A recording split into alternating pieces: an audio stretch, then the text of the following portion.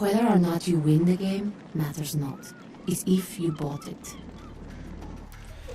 So before I get into it, I'm just going to be calling the game Bloodlines to make it easier.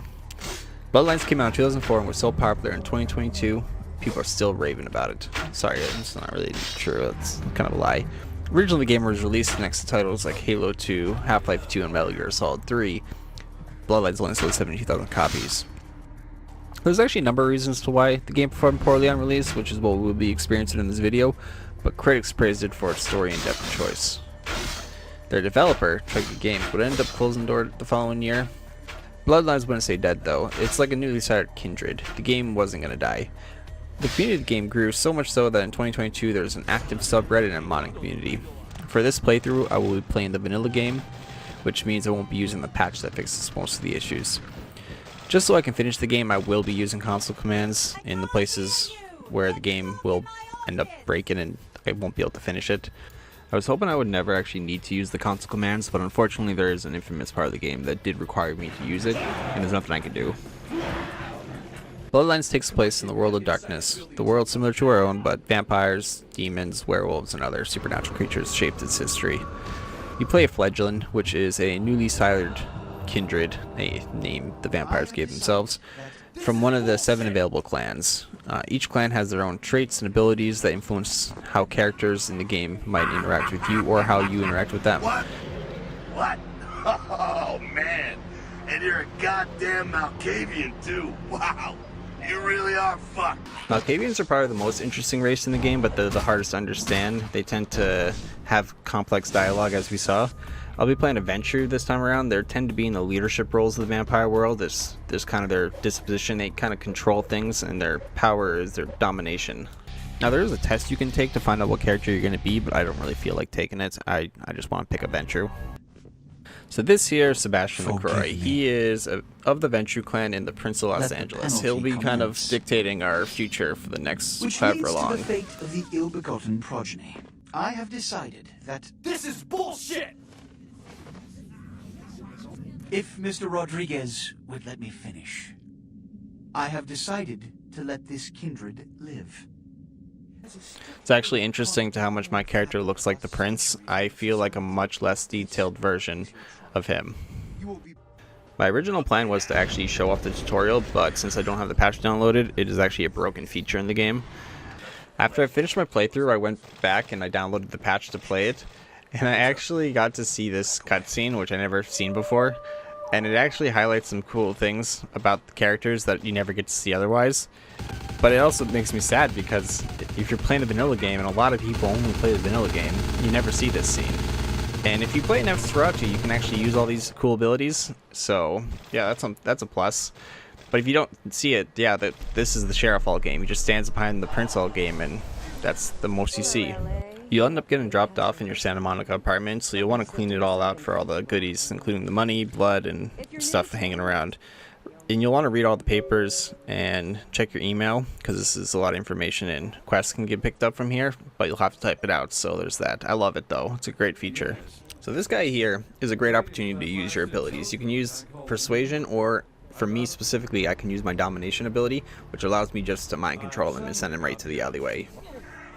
And this makes for an easy, quick meal. So across the street from your apartment, you'll actually run into this ghoul, and he is very excited about running into a vampire. Now, he is not a bad character, but I don't really like him as a character in this area. Like, I feel like they should have moved him somewhere else, like slightly off to the side, that's not in the middle of a very populated area. But I guess it's fine.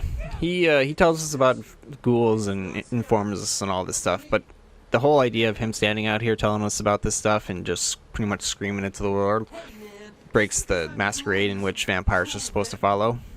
Know that I am no more adjudicator than I am a servant to the law that governs us all. Let tonight's proceedings serve as a reminder to our community that we must adhere to the code that binds our society, lest we endanger all of our blood. Forgive me. Okay, so they never directly said what the rules were, but the idea is you're not supposed to make it obvious vampires exist. It's supposed to be a secret. It's a masquerade, obviously.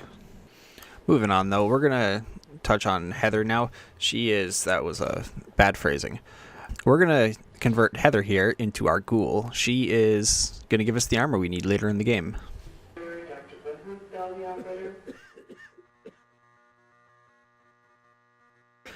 So this is Mercurio. It doesn't benefit you in the game to actually be mean to him, and it only benefits you to be nice. He's one of the only characters that doesn't lie or backstab you, which is surprising because you meet a lot of good characters in this game. It's just they all have their own agenda and they all have things they want. He needs me to help him recover some merchandise he lost, so I will do that. We are going to talk about these doors, but just not yet. Now, I don't actually know if I need to do this quest to progress the story, but I do enjoy meeting these people. So I'm going to go meet Jeanette. She is what I believe to be a Malcavian, and she's entertainment. Let me just show you her intro. I'm the finger down your spine when all the lights are out. I'm the name on all the men's room walls. When I pout, the whole world tries to make me smile. And everyone always wants to know, who is that girl? I would have to say the two biggest highlights of this game are the voice acting and the story. But there are a couple voice lines that you hear from like enemy NPCs that can be a little bit annoying, and you'll hear it a lot. Hey, stop, man! It's definitely not a big deal, but it throws me off whenever I hear it. So this is something about doors that can be bothersome or any object in the game that you can pick up or interact with. They can block your path or interact with your hitbox, slowing you down. And it makes the game a little frustrating, especially when you're in combat and you're trying to close the gap on someone and then you're stuck behind a door. Like, watch this.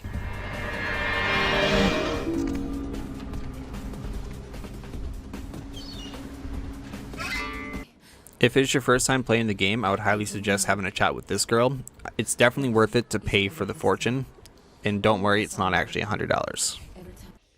I made a mistake earlier. You do have to help Teresa and Jeanette, and I'm not going to re-record that section because I don't want to, so deal with it.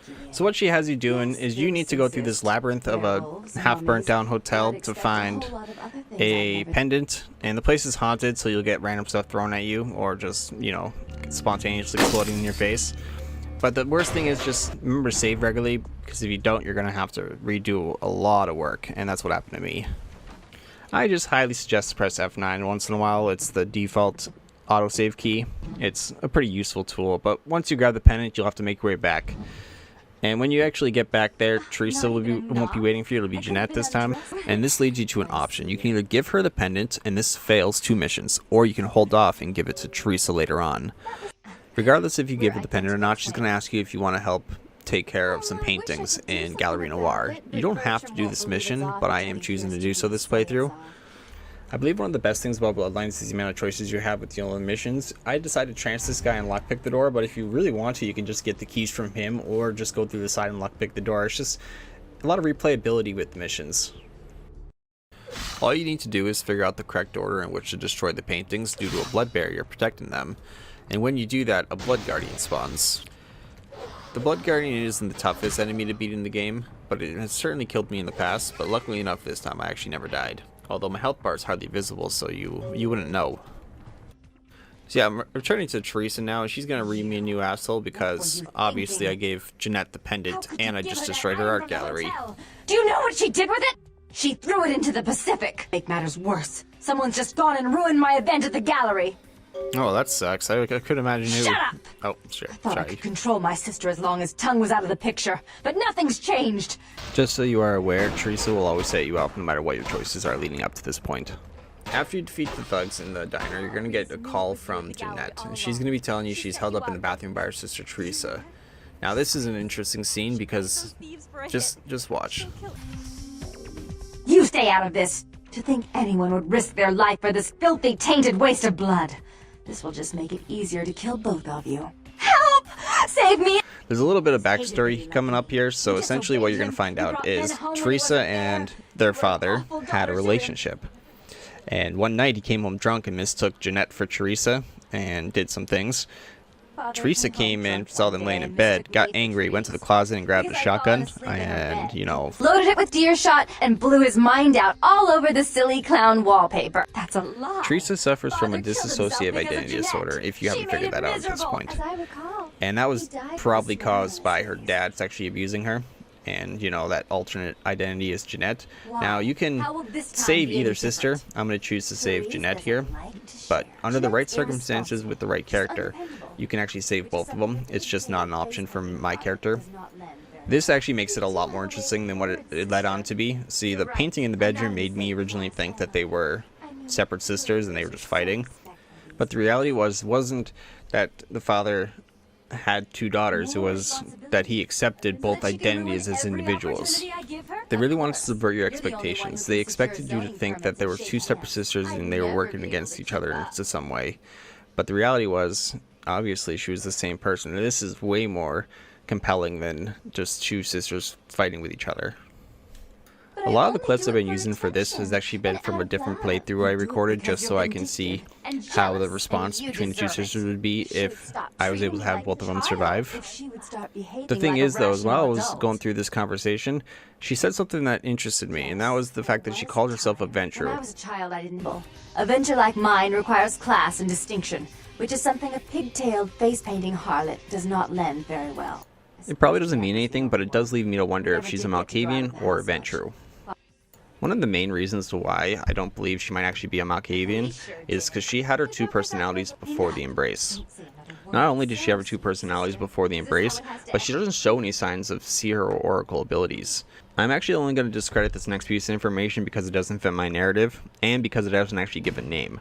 But according to Beckett's diary, it heavily implied that a 6th generation Malcavian named Jacob did sire Teresa, but unfortunately a name was never actually given, so it is just heavily implied.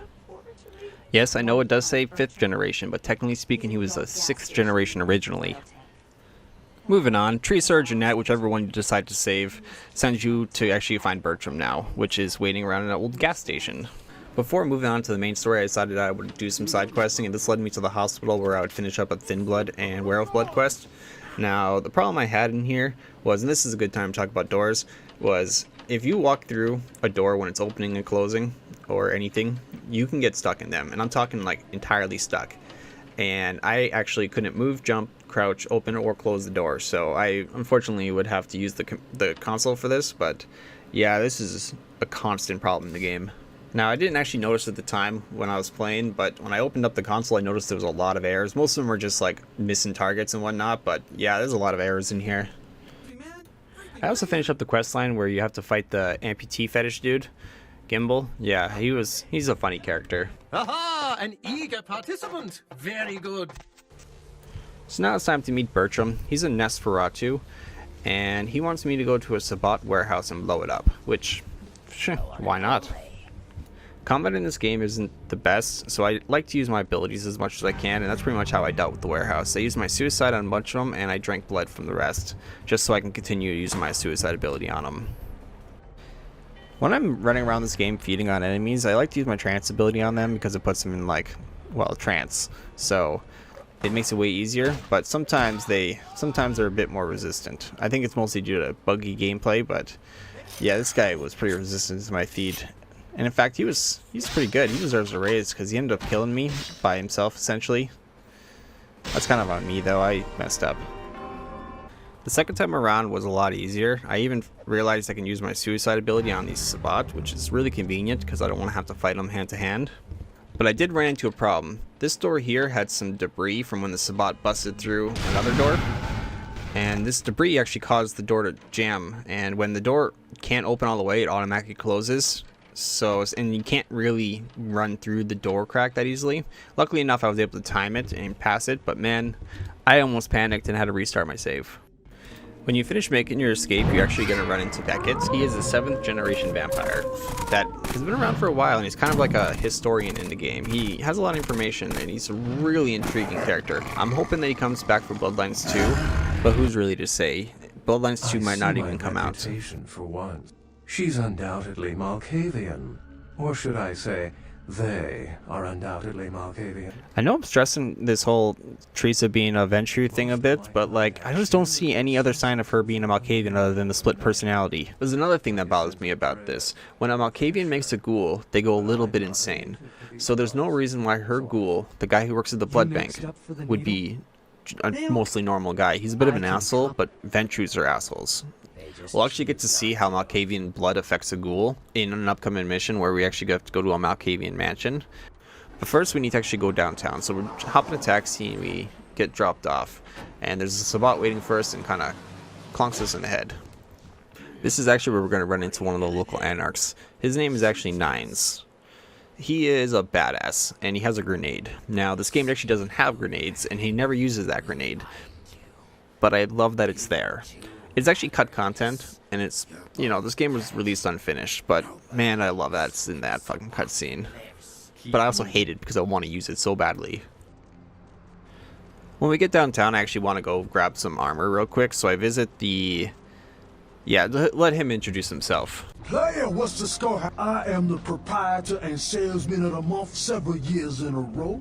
The ladies call me, oh God, but you can call me Fat Larry with a F-A-T, cause I know I got a weight problem, I just don't give a fuck. Around the corner from Fat Larry is an actual abandoned hospital. Now, when you go inside, you're going to find some humans doing some ghost hunting TV show or something along those lines. Yeah, they're not important. If you want, you can just kill them here. It's perfectly fine. There's no one's going to judge you. You might lose some humanity, but it doesn't matter. Pisha here will have you kill him regardless, so it's up to you if you want to do so or not. You can even kill Pisha if you want. It's literally all up to you. But for some reason you decide not to kill Pisha, she's going to ask you to find some artifacts, 2 of them to be exact. Now, I actually meant to do this, but when I was in the museum, I actually forgot to grab the artifact there, so... Yeah, I never actually did that. I got the other one though, but yeah, I didn't get the first one. While leaving this place, I actually made a mistake. I didn't notice this vent over here, and that would have gotten me out of this place a lot sooner. But I actually went back the way I came, and this caused a problem for me because you eventually get to a spot where you have to go through a door, and there's debris behind this door, and there's absolutely no way to get past this otherwise. Do remember to grab the business card off the ground, because if you don't, you won't be able to progress this storyline. Since I don't actually complete that quest line, I'm not going to be touched upon it too much more from here on out. But this is Chunk. He's a security guard at the prince's home base area, and he's a really nice guy. He doesn't know about any of the vampire stuff as far as I can tell, but he's good. I like him. I chat with him every time I come in. So I decided to chat it up with the fascist, the prince, and he has me going to find some sarcophagus that has some dead guy in it, or C4 or something like that. Who knows? He tells me to be stealthy when I go find it, so we'll try our best. So I decided to go against the grain in this game. I am a Ventru who's going to side with the anarchs. Now, actually, I'm a big fan of the anarchs. I'm not an anarchist myself, but I'm going to help them out. This is a plague quest I'm going to be taking here, and I'll get to it a little bit later. Another thing I love about Bloodlines is that this game came out in 2004, and it has better facial animations than Swan Song, the newest Masquerade game that came out in 2022. Like, look at this. You got a right to know the score. The Camarilla, this is the short of it. They operate a lot like a pyramid scheme. There's a bunch of these old timers at the top with God only knows what plots in mind. They lose their power. Now look at this. You don't get it. I was in charge of organizing the party. But security is Jara's problem, yeah, normally. Except Jara is a member of the Primogen. I'm not. But you're a harpy. The prince will cover you. Cutscenes like this are really hard to watch, to be honest. This is Smiling Jack. He's a Bruja that used to be a pirate. Now, this is some of the coolest backstory, so I'll let you fill you in real quick. He was born in 1611. By the age of 40, he had amassed such a fortune as a pirate that he was able to retire and buy himself a pardon. But the pirate life, that's hard to escape. He had trouble settling down, and one day he ran into some problems with the law. That was because he kind of beat up an aristocrat that was being rude to him, and you know what, I can understand that. Then at some point, a female vampire of the Bruja clan approached him and asked if he wanted to fight an eternal battle against oppression. They were at war with the Ventru at the time, and the Ventru have a history of trying to control the rest of the clans. They're the CEOs and politicians of the vampire world, essentially. While walking downtown to go to a side mission, I was actually ran into a funny situation. I had just passed some thugs and a guy in a red sweater, or a red jacket I should say. Now for some reason they're going to fight each other, and I have absolutely no idea why. Maybe the developers programmed some like lifelike situation where thugs will attack civilians and try to like rob them or something. I'm not sure, but I've seen this a couple times while playing the game. The prince really wanted me to be stealthy while doing this mission, but I don't know what the word means, so... Man, these guns are so weak. I was really curious to see if you can shoot the fire extinguishers to see if they explode, but yeah, that doesn't actually work. Well, since the minor characters in this game have as much character as any other character, I'm just gonna let this guy talk. How you doing, Chunk? You know, I'm keeping the undesirables out and the innocent safe and secure. I'm the thin blue line that separates the crazies from the hard-working decent folks. Yep, as long as I'm around, Mr. LaCroix's got nothing to worry about. Yep, nothing to worry about at all. I'm sure he'll be perfectly fine with what I did on the boat. What did I tell you? It's all over the police radio. Do you comprehend the consequences of your actions? One of the downsides to this game, I find, is that if you're looking too hard into it, it actually can break your immersion because you can do a lot of things. Like, I just killed every cop on the ship, but I didn't lose a single masquerade. Even though he's angry at me for doing this, I never actually got into trouble for doing it. Our next mission is to actually meet Grout. He is the leader of the local Malcavians. Where to? When we actually get to the mansion, we're going to run into Nines now, or it's supposed to be Nines. We'll touch upon this more later. This place can be a bit of a maze, but the easiest way to get through it is just to kill these guys, and the rest of the people won't bother you. While traveling around the mansion, you're going to run into a lot of these tapes, and they're going to tell the story of Grout. He was a vampire that believed in a cure for vampirism, and he would test on his ghouls that he would make, but the problem is, he was a Malcavian, so Malcavian blood can be troublesome. Since the madness gets passed on through the blood to the ghouls, Grout experienced a lot of issues, including one of his ghouls actually gnawed his own arm off and crawled into the floorboards. He could still be around, but I've never seen him. And no ghoul is safe from the Malcavian curse either. Most suffer from either phobias or nightmares, and this ends up leading to further problems like insomnia.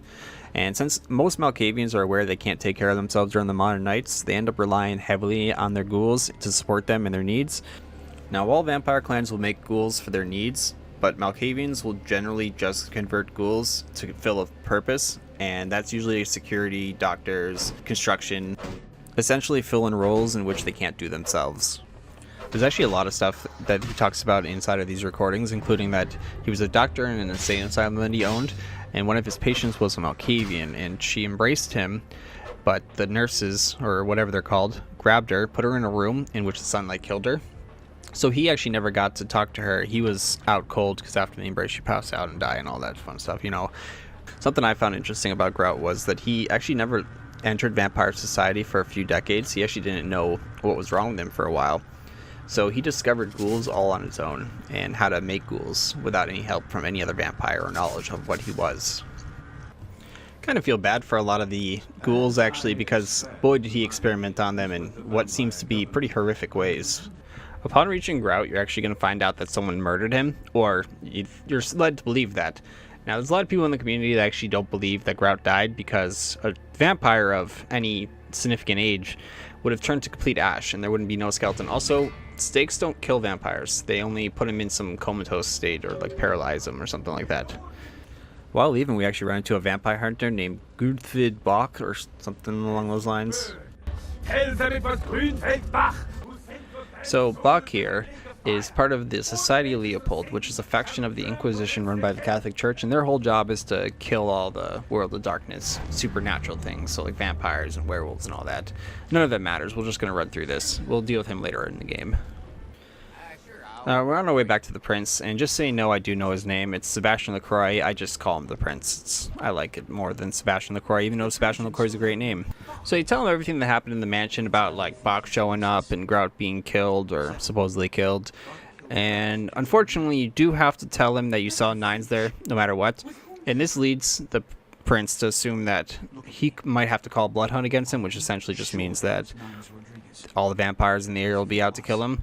Now, he holds back on this because he doesn't want to actually cause a war with the Anarchs, which is probably a wise idea because I would back the Anarchs in a second. My next mission is to go to the museum to pick up the sarcophagus that's being held there. This area, like many other areas in the game, is very maze-like, so if you don't know what you're doing, you can get lost in here pretty easily. And it doesn't take me too long to do it, but I do get caught and I end up killing pretty much everyone in the place. But I get in no trouble for it, so it's fine.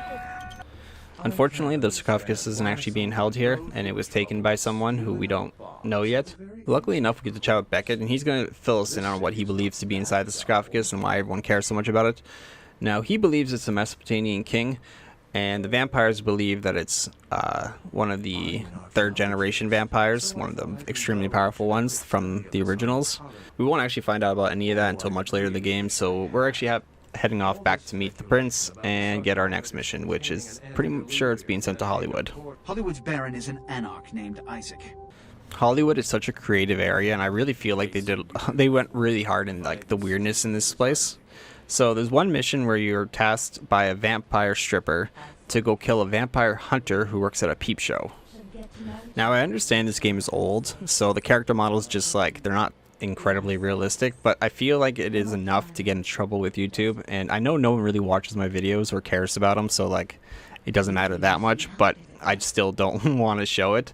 But if you're playing the game, it's definitely worth to check out this character and talk to her and do her mission. And I don't mean that in a sexual way, I just mean like the mission is really entertaining. The other mission that I really love is this one in here. It's the zombie invasion mission. Now I love the character because of this scenario. You can stand in front of him right in the doorway and he'll just still react the same exact way every time. Oh there, Slick. I want to think about knocking next time I damn near blew your head off. I don't have the ability to knock, I can only walk in, so it's on you. Anyways, this mission is actually really hard, or at least I found it really hard. Maybe it's because my game is unpatched, so like half the things don't really work properly. But it took me a couple tries to get it, but I actually eventually was able to complete this mission. I just really highly suggest that you save before you do it, because if you fail the mission, I don't think you can actually do it again. So save before you do this mission. So I'm off to find Isaac now, and he's in the back of a jewelry shop. Now, he's not the traditional anarch you would expect, but he is definitely a great character. Good evening, neonate. Isaac Abrams. I've been expecting you. Seems the wooden soldiers of the Camarilla shuffle in a little too often these nights. That baby-faced two-bit Prince LaCroix got something to say to me? The reason the prince sent me to Isaac is because Isaac knows where Gary is, and Gary's a Nosferatu who told the prince about the sarcophagus in the first place, which means he also knows where it could be. As per gaming tradition, Isaac's not going to tell me anything until I help him out. So what he's going to have me do is he needs to find some tape. After running around town for a while, you discover the tape is being held at a crypt of a dead actress named Ginger Swan. Now, she's not really that important, except for the fact that there's a lot of vampires from like the 40s and 50s that were into her, and she was really popular with the boys. Now, this tape isn't actually that scary or anything, it's just really gorish, and I can only imagine what it would look like if it was like modernized.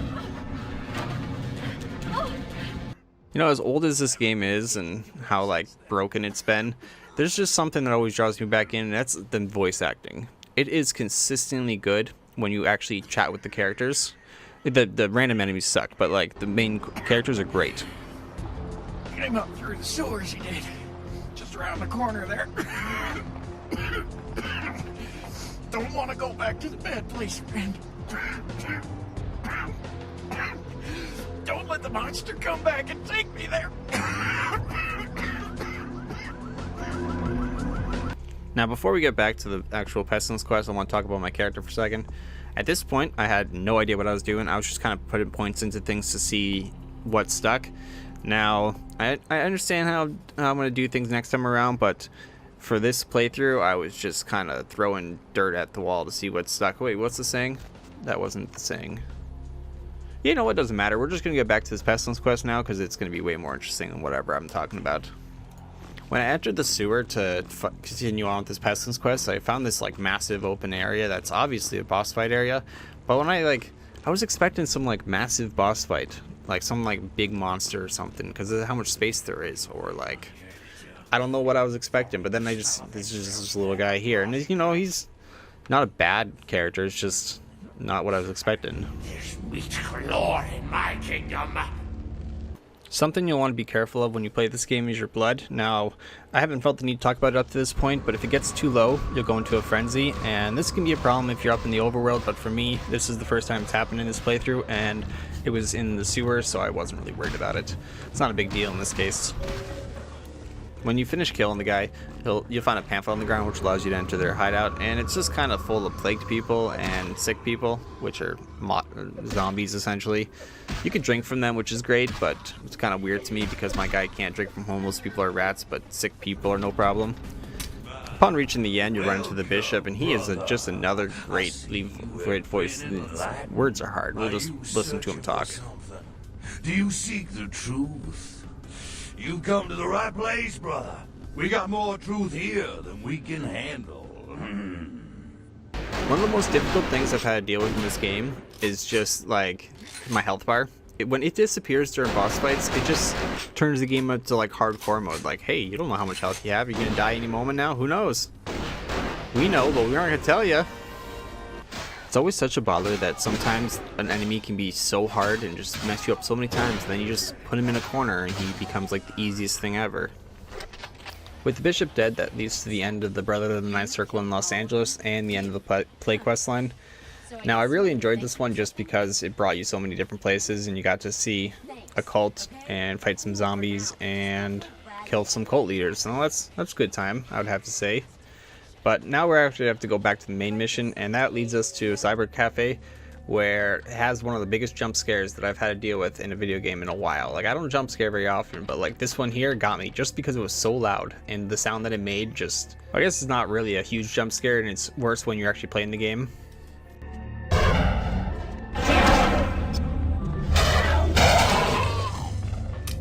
This next area is pretty messed up. Now, I could go over the context of the area, but judging by what is seen here, I don't think you guys need much to figure it out. Like, yeah, you got it. After some more running around, you end up finding yourself in a flesh house, which is the house that was in the tape. Yeah, this place is exactly as it sounds. Most of it's covered in flesh and other bits and parts of what I assume to be humans. Doesn't matter. We're gonna fight a boss at the bottom of this place, in the basement of it. He isn't just any boss though. He's the Archbishop of the Los Angeles Sabbats, which makes him a pretty big deal. He doesn't feel like a big deal though, because he's most certainly the easiest fight in the whole game for myself, because he doesn't do anything. He just teleports from one side of the room to the other, while his little minions come and do all the dirty work for him. Yeah, I hate this fight, and I'm incredibly disappointed in the whole outcome of it. But this whole next part becomes pretty disappointing as the game becomes more glitchy. So I feel like this next area could have probably been the best area in the entire game if they didn't have so many bugs. But it ended up becoming the worst area that I had to deal with. Just because, like, it started off with this ladder, and no matter how many times I tried, I was never able to grab it. Like, I wasn't even allowed to or something, and that's the way you're supposed to go up. And it doesn't get any better than this. The rest of the game, and this rest of this whole underground area you spend an hour in, is all broken. Now, I don't want to gatekeep the game and tell you need to download the patch to enjoy it, but it definitely does help. And the reason I'm doing the vanilla playthrough is because, first off, I got it running, and I'm pretty much going to make it through the whole game without ever really needing the console, but I was required to use it. So if you need the console for Steam, just make your properties general tab look like this. You'll be fine. So if you want, you can subscribe for more great tutorials like that one. No, I'm kidding. That was a terrible tutorial, but it is really easy to do. Something you have to remember while playing this game is you don't get any experience from killing things, so you can spend a long time running around slaughtering a bunch of enemies, and the only reward you might get is their weapon, and if you already have that version of the weapon, you can't pick it up. For adventures, I think this mission is actually probably the toughest one when it comes to blood consumption. We don't actually have the ability to drink from the rats and homeless people, like I've said, so there's no blood resource in this place, and you rely heavily on your blood packs. So if you didn't buy any coming down here, you're going to run into a lot of issues. Hopefully you grab the key card along the way, because you won't want to have to go back and deal with more of those monsters. But now you're at the end of the area and you don't have to worry about going back into those sewers. And that's kind of great because there was a lot of potential there, but everything was so broken. The biggest one was the one I showed off, but the other one was just like a puzzle that didn't want to pump water properly, and I've just no-clipped my way through it because it was too frustrating for me. The Nosferatu hideout's kind of like a cave system that also kind of looks like a trash dump. You can actually find a couple of vampires in here, and they are interesting characters. It's just, if I was to go over every character in the game, it would take like 5 hours. I'd rather talk about the Nosferatu real quick. They are definitely a more interesting clan. They're the hardest ones to play for actual gameplay. And mostly that's just because you can't walk the streets and you have to do everything in the shadows, so a lot of dialogue is completely inaccessible. And I love that, but I just don't have the patience for it. Not right now, at least. I think their skills are actually the coolest in the game. which kind of they balance out that way really well. You actually get to see a bunch of them in use at the beginning, but we're going to move on to Gary's dinner party now, and we get to actually see Ginger Swan sitting at the table. Now, I'm pretty sure it's her. I think so. There are emails and journal entries in which talk about her body going missing from her crypt, so I'm just assuming that that's her body, and it could just be a wig on a random corpse, but, you know, I'm taking a good bet that that's her. Gary finally reveals himself to us, and as per usual, before he gives me the information, he wants me to help him. He needs us to find one of his vampires that went missing, and that means that we need to go to Chinatown to meet a Kuei Jin. The Kuei Jin are vampires, but not like kindred. Sometimes known as the vampires of the East. But they ain't kin, boss. They're just someone else that, if you ain't being careful, might give you the final death. When I get to Chinatown, I decided it'd be a good idea to take a look around and have a chat with some of the locals, and I run into this fortune teller who's an interesting guy. You gonna beat up old man? Oh no, it's senior citizen boxing champ. Please don't break my other hip, Mr. Tough Guy.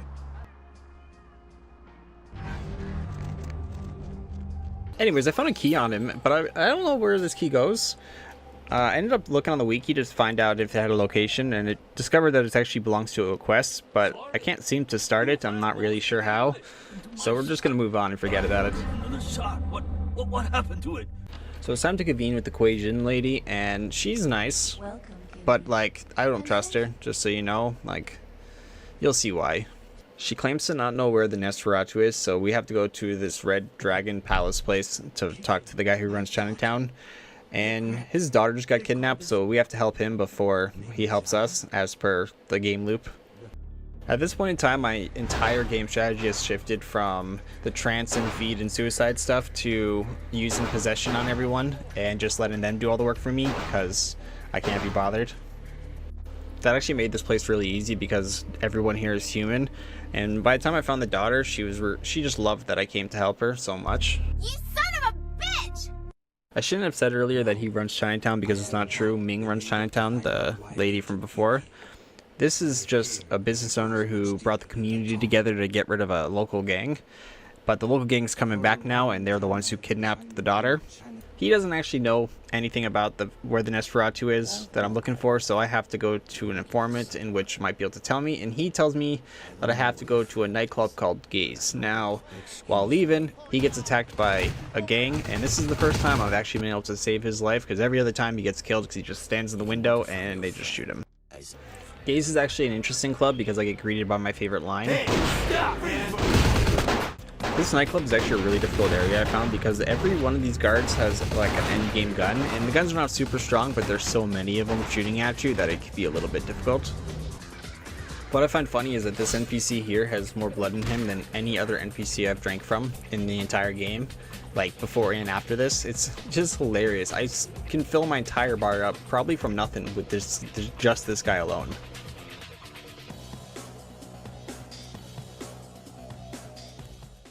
Here's another opportunity where I can show off that I'm a vampire to humans and still not break the masquerade whatsoever. I put this guy into my possession in front of his boss, so I can just demonstrate my power to him. I'm gonna go meet him now. He's actually in an office building in plain sight, which is really strange to me. Now this is very much obviously a trap, and I'm not sure if you have to go through this or not. You might be able to pick a door to bypass this, but as far as I can tell, this is the only way I was able to do it.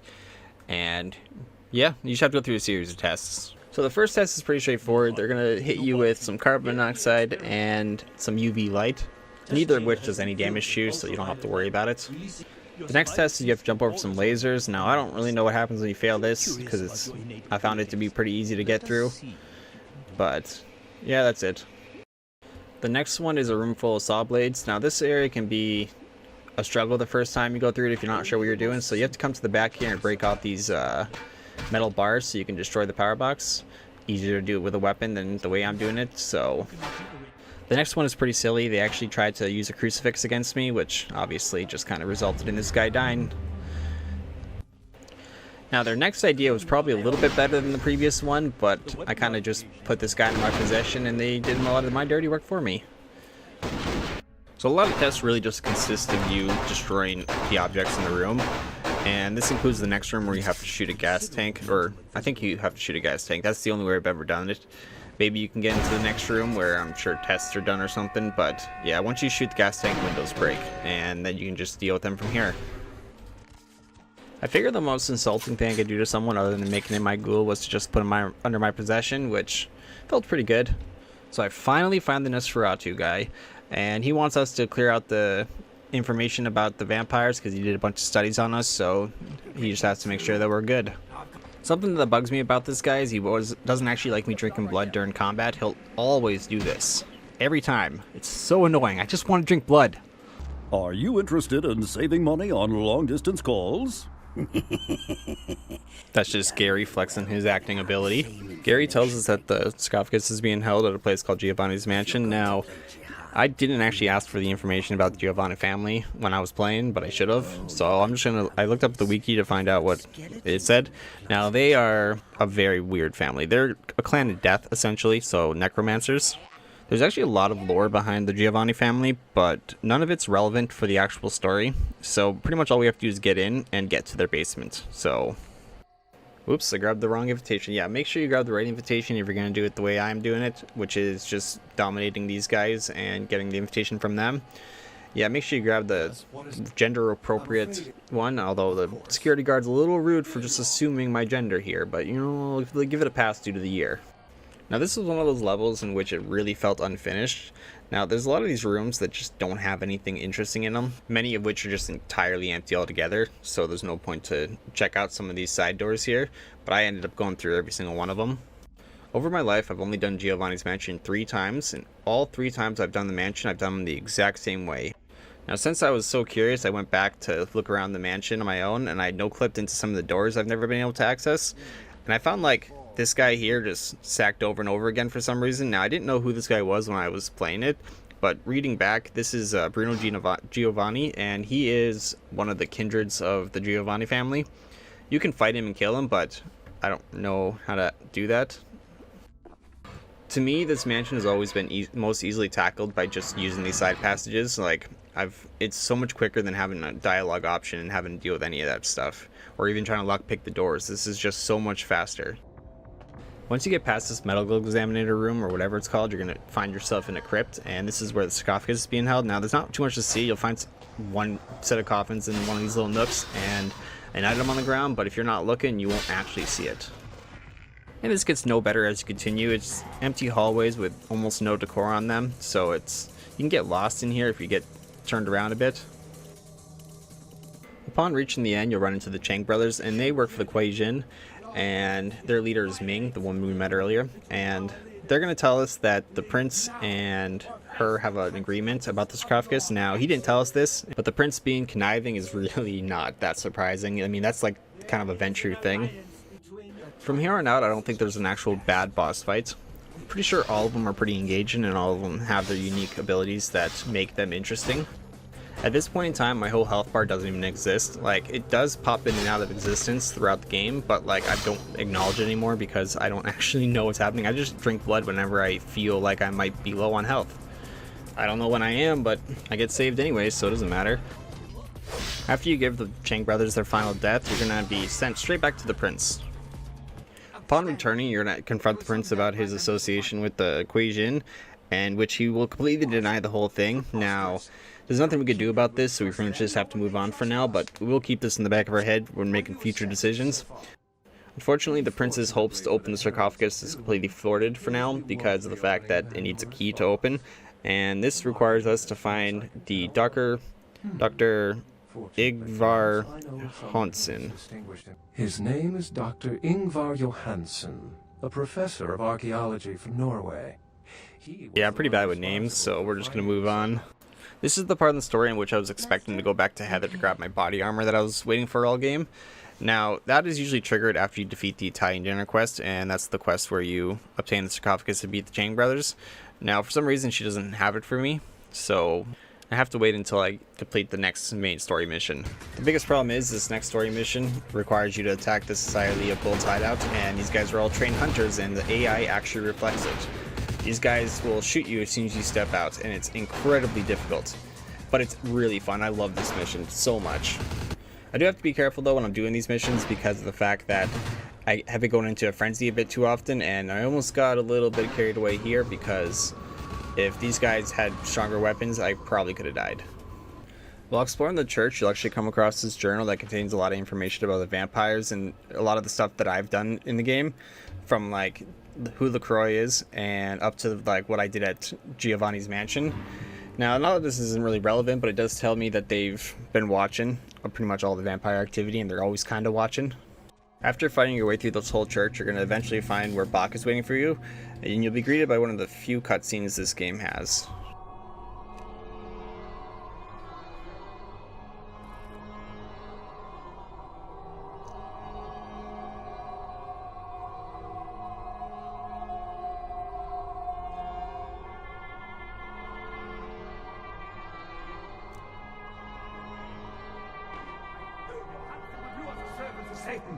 But I set this type for the Archfiend himself! It makes me happy that they didn't put too many of them in. I skipped a whole bunch of bad ones, but yeah, I am happy there's not too many of them. Yeah, I just want to take back what I said earlier about the rest of the boss fights being good. I kind of forgot this fight was a bit of a letdown. He shoots you, and then when you get close enough to do some damage, he'll blind you, and then teleport to the other side of the room, in which you gotta close the gap again, and do the same thing. And that's the extent of the boss fight. It's a little better than the Sabbat, just a little bit. This guy does do a lot of damage to you with his sniper rifle, but what I found is you can literally just stand in a corner and just wait for your health to regen. Like, I have no blood left, but I can still just regen my health indefinitely as long as I just stand somewhere he can't shoot me, and I'll be fine. So now that I've killed Bach, I can head up and chat with the archaeologist. I want to save him and bring him back with me, so that should be easy enough. Yeah, well, the markings on the sarcophagus seem to hint that it is from sometime between 1050 and 800 BC, which was... I really enjoy that accent. I'm excited to bring him back. Hopefully I get to hear more dialogue from him, but we'll get to see. I've answered all your questions.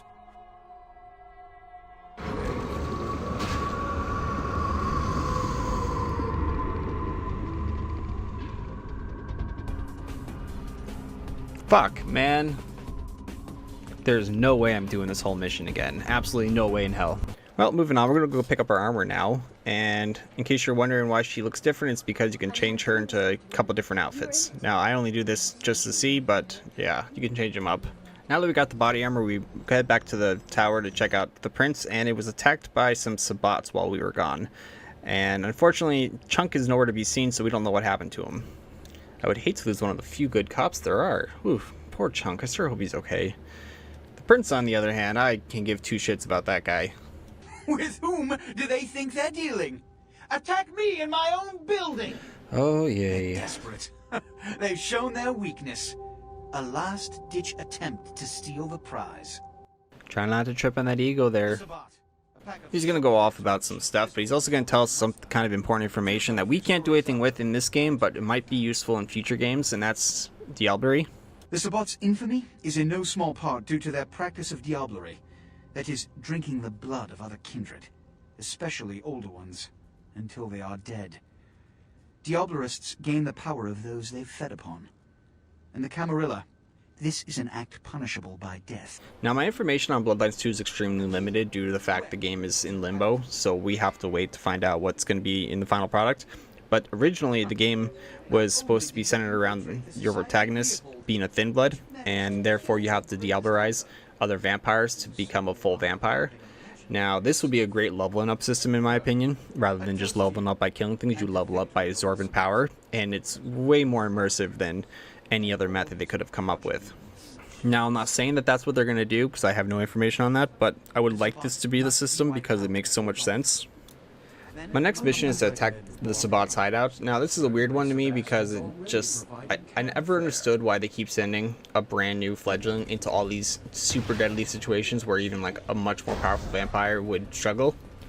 Now, the generation of vampire is important because the closer you are to Cain, the original vampire, the stronger your blood is, and the higher generation you're going to have. Now, it's assumed that our character is a Generation 8 due to how it associates with the tabletop version, but I can't say for sure because it's not explicitly said anywhere. The benefit of the Sabbat hideout is my ability to still work on some of them, and the doors still work against them because, you know, I can't get through things and they can't get through things. I found a new katana while in here too, and I think it's just faster than the other one. I think that's the only difference between the two. I like it though. I'll be using it for pretty much the rest of the game. Now I would tell you where the katana is actually being held, but I don't know. A lot of the levels in this game are mazes, and they're really good level design, but it's hard to keep track of where things are. At least for me it is. Now this Sabbat hideout does have some actual creative areas in it, and this set of stairs is one of them, where there's a single vampire blocking the way up with his abilities. Now he's not an actual boss as far as I can tell, due to the fact that there's no health bar up top, which is traditional boss fight in the game. So I try to use my abilities on him, and it doesn't really work that well, so eventually I get through it. I don't actually find this guy to be that bad neither. He, to me, is a better mini-boss than some of the bosses in the game. Especially the Sabbat leader I'll be fighting in just a couple moments. I recognize the smell of your blood, young K-Knight. Very potent. Greater than our last meeting. I could smell it, even over the flood of my fallen brethren. Doesn't that make you wonder? It certainly did make me wonder, but the reality was that they never actually said anything about our protagonist. We just had to assume, and a lot of people online that knew the tabletop version came up with their own assumptions. So now this fight with the Sabbat leader is an improvement to the first. He still teleports away by diving in the blood, but he'll actually attack back and push you away if you stay too close. The area we're fighting in is an improvement on the first area too, because the first area was just a basement room with some blood on the wall, and this one's actually more of like a flesh catacomb, I guess it would be. In fights where my possession's unavailable, I like to use my fortitude and blood buff, which both enhances my defensive capabilities, and the blood buff enhances my offensive capabilities, which makes it so my melee attacks do so much more damage. And then it just saves me a lot, because at this point in the game I actually don't have any blood packs left, because I've used all of them throughout this long maze of a level. Also, I forgot to buy them before I came here, so that was another problem. Now, a quick piece of information I never brought up earlier, and I should have, was the fact that the prince called a bloodhound against Nines. The reason I bring that up is because of the fact that Ming had shapeshift into Nines while at the Grout's mansion, so when we ran into Nines, it was actually Ming that we ran into, and that's why I didn't specify who that was exactly. The protagonist was not happy to hear about this though, so he kind of went into a frenzy and killed some citizens. That wasn't on me. I had nothing to do with this. So now that I've taken out the Los Angeles sect of Sabbats, I have to return to the prince. When we get into the tower, we actually run into Chunk again, and he's alive and well. Luckily enough, food poisoning saved his life. You're telling me. But if I had been there, those punks wouldn't have gotten past the front desk. There's two things I can't tolerate, and that's terrorists and tainted tamales. I was on my way to tell the Anarchs that the blood hunt for Nines was called off due to the prince being aware of Ming being at the Grout's mansion instead of Nines, and Beckett ran into me. Don't open it. Whatever you do, do not open the uncurrent sarcophagus. The reason he tells me this is because if the sarcophagus is open, he believes there will be disaster. Now, he doesn't know what this will look like, but this means that the prince's plans cannot move forward, and he's not going to like that. After visiting the Anarchs, they tell me Nines is waiting in an industrial park, and the only way to access it is through one of these lifts. When you get up top, Nines will be waiting for you, and he's going to tell you why he's hiding up here, and that's because this is werewolf territory, and werewolves are extremely powerful, so it is extremely unlikely that the Camarilla will come up here, but unfortunately the werewolves discover that we're hiding up here and decide to attack. Nines gets pulled away by one of the werewolves, and another one chases me around for 3.5 minutes. Funnily enough, I was actually able to spend out my entire time inside of this place, and I don't know why. Normally he can get in here, but yeah, he never tried for some reason, and it baffled me, so yeah, easy win. Now, there is an actual way to kill the werewolf, but I didn't need to do it because it was really easy and broken for me. On our way out, we run into Smile and Jack, and that's because he's here to pick us up because some stuff went down while we were dealing with Nines. Come on, kid, get in the car. The sun will be up. We gotta get the hell out of here. The reason why he's picking me up isn't because of the sun, it's because there's a blood hunt out for me, and blood hunt was called by the prince. Now, he told the Camarilla that I am working with Ming, which is obviously not true, but it helps him and benefits him to get rid of me. So now we're reaching the climax in this story, and for pretty much the rest of the game, I'm not going to be traveling around like I normally would. I'm just going to be driven from point A to point B from the taxi driver. But the unfortunate thing is I have to get to him, and in between my apartment and the taxi driver is all of Santa Monica, and every single type of vampire will be attacking me. I'm definitely feeling that powerful bloodline in me because I can literally take out a group of vampires with one skill. It's brilliant, except for this Nosferatu. These guys are strong as fuck. Now, the cab driver is probably one of the most interesting characters in the game that you know nothing about. Now, you will find out at this point in the game that he actually knows about the Camarilla, he knows about vampires, he knows about all this stuff, but he doesn't tell you how and why. We'll find out right at the end a little bit more about him. About the kindred of the city. It sounds as if there are many who seek to sway the children of Cain to their side. Many who believe they shape the destiny of the blood. You work for Prince LaCroix. Just by listening to him talk, you can hear in his voice that he's not a human and that he's not a normal kindred. He sounds more powerful and older than the rest. He's going to drop us off at one of the Hollywood hotels where Nines is being held, and we're going to find out that he's alive and well, and not only is he alive and well, but he was able to get a souvenir from his werewolf attack. Since LaCroix's out of the picture for us when it comes to dictating our life, Nines is going to be doing that now. Yay. So he's going to tell us we have to go to Ming's hideout, and we actually get to deal with her. But I need to grab a lot of blood first, because this is going to be a struggle. I was happy enough to find out, though, that these guys are mostly human, so my powers work fully on them, and this also means I can drink from them, because I don't like using my blood packs if I don't have to. They are kind of expensive. Now this is a problem, because this is where my possession ability stopped working, and I'm not saying they stopped working in the way that they stopped being possessed. They stopped working in the way that they don't do damage anymore, and this will persist for the rest of the game. This level has a lot of traps in them, but they're pretty easy to avoid. Just don't walk on the pressure plates, or when you do, just step back instantly, because they hurt a little bit, but not that much. Now this place actually has a really funny door, because I don't think I've ever actually seen this icon pop up before. This is the only time I've ever seen it. So what you have to do is you have to pull this thing out, but I was just really confused when I got here. I was like, wait, are you supposed to actually push it? Is there some like mechanic related to pushing it? But no, you just run your face into it, really. This felt like a really weird game design choice this late in the game, because up to this point you never had to do a puzzle like this or even similar to this. The closest thing you've had to deal with moving anything was moving stuff out of your way, like debris or something that's blocking your path. That's the only time you've ever had to really do something. So moving these statues in place, it's weird. In this next area, you're supposed to find 4 jade animals and put them on these 4 pedestals in the correct order, or the correct pedestal for each animal. But they didn't really tell me this, and I can't remember if it was in the quest log, but I definitely didn't know what I was supposed to be doing. I just kept dying a lot, especially in these hallways. These hallways with the trap and the enemies killed me quite a few times. After finding all the animals, I started putting them on their pedestal and realized that I had no idea which animal was supposed to go on which one, and if I had any of them correct or not, so I just looked it up. And once you actually do that and get all the animals in the right area, a portal opens, and on the other side of this portal is going to be Ming. She's going to turn into her true form, or an animal form, or something like that. Ponder this folly as you are devoured by worms and disease in the hell of burrowing maggots. 1,000 years shall you suffer.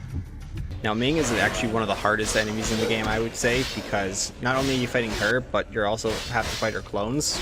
And on top of that, her health bar is insane. Like, you can attack her with a blood buff on and still not do a lot of damage. She is super tanky and super powerful. She doesn't do a lot of damage, but she can dish it out constantly. Now, since I like to insult my enemies, I will use my mass suicide on them to finish them off. I kind of went to a blood frenzy for it, but that's not a big deal. So there's only actually one mission left, and that's to actually attack Ventru Tower and take care of the prince.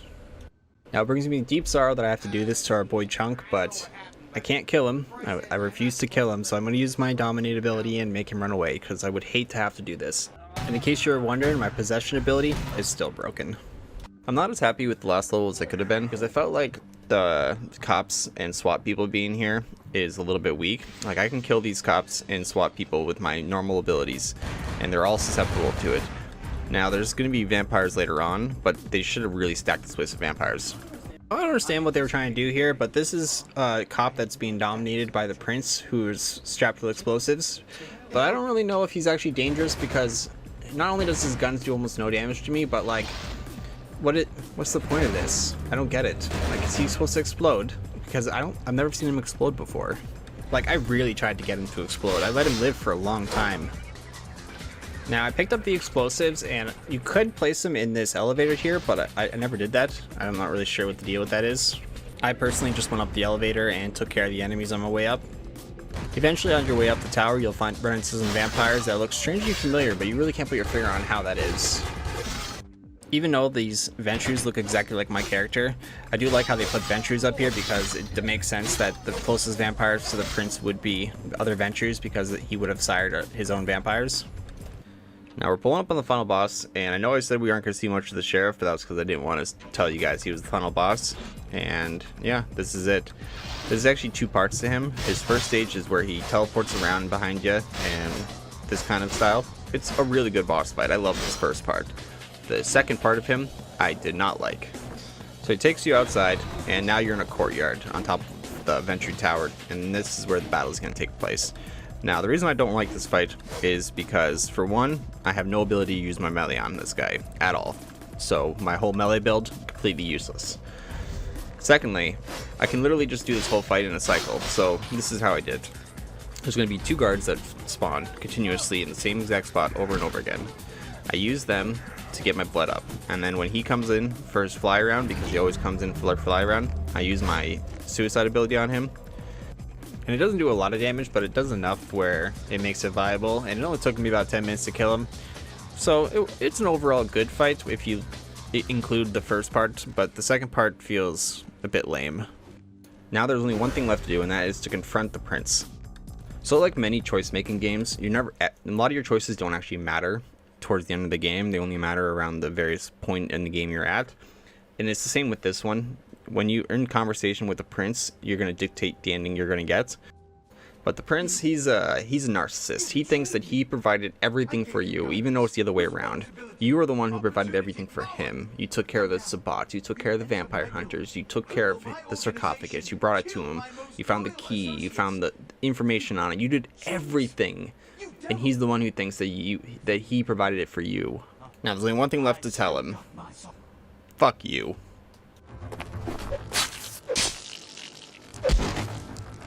I've been waiting all game to do that. It can't end like this. Don't you see the Kuei Jin will kill us all? I can't lose. I will open the sarcophagus. I'll build an empire. It won't end here. So we're going to give LaCroix the keys so we get to watch what happens, but we're going to leave, and we'll talk about this after the final cut.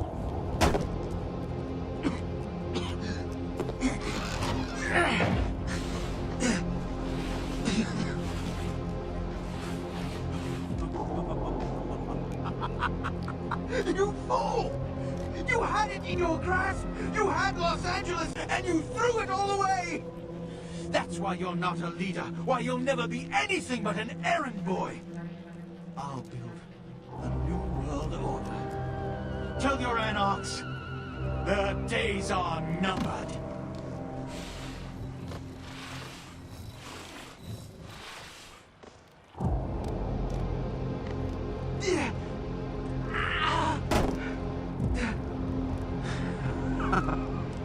Now, my sacrifice. Who are you?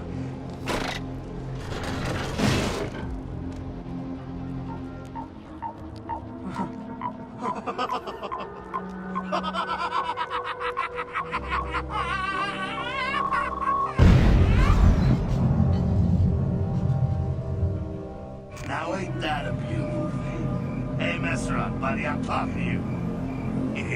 You don't really talk much, do you? Hey, it happened just like you said. They never even knew what hit them. Remember, wherever we go, it is the blood of Cain which makes our fate. Farewell, vampire. So I got the Anarch ending, but there are 4 other endings you can get, and if you download mods, you can get even more of them. Now it's hard to say which ending is the actual canon ending because they change so much depending on what your choices were. But what I can say is LaCroix is going to be gone. Pretty much every ending that I know of has resulted in his death, so his character won't be around for the next game, which I'm happy about. Now, as much as I want to speculate on the Bloodlines 2, I can't because it's not coming out for a long time. Paradox Interactive says it's still in development, but the original development team is no longer working on it, so it's hard to say when it's going to come out, if it's ever going to. Bloodlines is a game full of brilliant moments and constant glitches. With a few more months of game development, the published reception of the game might have been entirely different. The biggest problem people had were the glitches, so more time might have helped, but Troika Games had Activision forcing them to release for the holiday season, and this kind of shot them in the foot. Still, Bloodlines is a game worth playing, as each character feels alive, and this is probably the main reason why so many people love the game and why so many people come back to experience it again or for the first time. Now, if I'm going to give you guys some tips real quick about how to start your first game ever, make sure you have the patch. Console helps a little bit too, just to have it, it's nice. And don't pick a Nosferatu or a Malcavian. You will be very confused about the game. If you're watching this far, I'm actually kind of surprised because I'm pretty sure most of the people watching this video would have clicked off as soon as I called Teresa Ventru. Yeah, that one there probably was the most controversial thing I could have said, just because I don't think anyone else has that thought. I'm pretty sure I might be the only one. Anyways, have yourself a good day, and thanks for watching again.